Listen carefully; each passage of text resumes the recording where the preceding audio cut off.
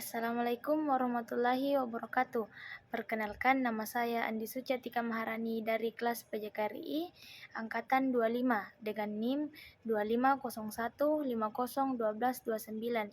Jadi di sini saya akan menjelaskan analisis lompat tinggi gaya flop. Lompat tinggi gaya flop adalah teknik lompat tinggi di mana atlet melewati mistar dengan posisi punggung menghadap ke bawah atau membelakangi mistar.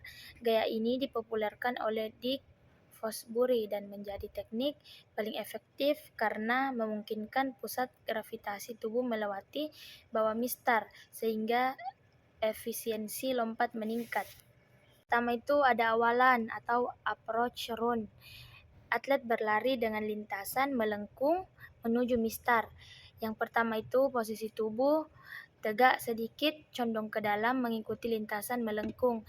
Yang kedua kecepatan lari bertahap meningkat atau akselerasi terkontrol. Yang ketiga itu koordinasi tubuh, ayunan tangan seirama dengan langkah kaki. Yang keempat biomekanika.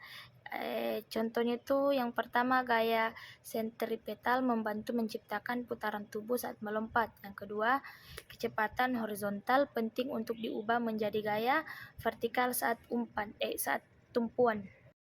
Jadi yang kedua itu tumpuan atau take off. Langkah terakhir sebelum melompat biasanya menggunakan satu kaki terkuat. Yang pertama itu posisi tubuh sedikit condong ke belakang saat menolak. Yang kedua, sudut tumpuan sekitar 70-80 derajat untuk menghasilkan tinggi maksimal. Yang ketiga itu koordinasi tubuh menjadi 3 bagian. Yang pertama, kaki tumpu menekan kuat ke tanah. Yang kedua, lutut kaki bebas diangkat cepat. Yang ketiga itu ayunan tangan ke atas membantu dorongan. Terus yang terakhir itu biomekanika terbagi menjadi 2 juga, yaitu yang pertama gaya reaksi tanah atau ground reaction force sangat besar. Yang kedua itu perubahan energi dari horizontal ke vertikal terjadi di fase ini. Yang ketiga itu melayang di udara atau flight. Atlet melewati mistar dengan posisi punggung, posisi tubuh, kepala dan bahu melewati mistar lebih dahulu, punggung melengkung atau arch.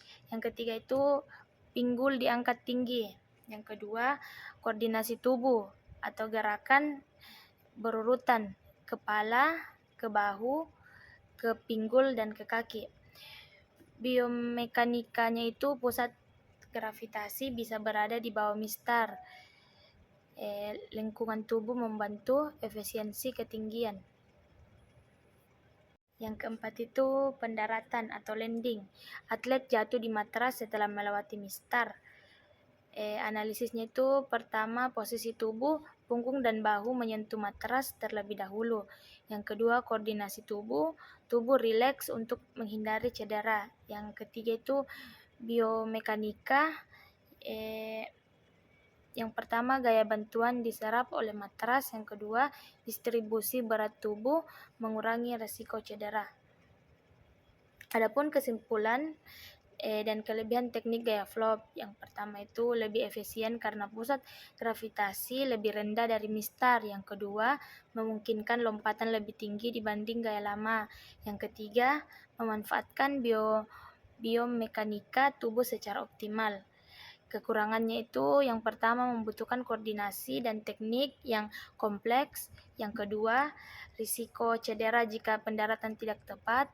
Yang ketiga, memerlukan fasilitas matras yang memadai.